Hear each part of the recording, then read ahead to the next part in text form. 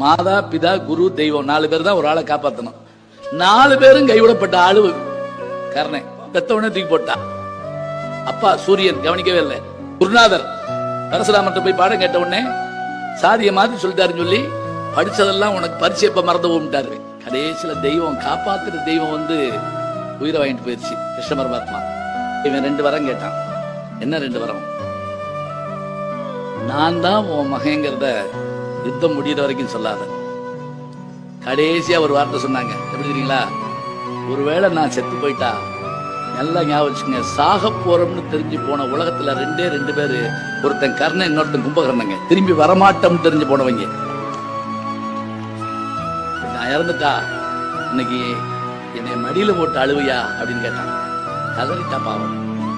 அதே மாதிரி 17ஆம் நாள் போர் சர்க்கத்துல அவன் இறந்த போது அன்னைக்கு யுத்தம் நிறுத்தப்படுதுங்க. 2 பக்கத்துல எழுதாங்க.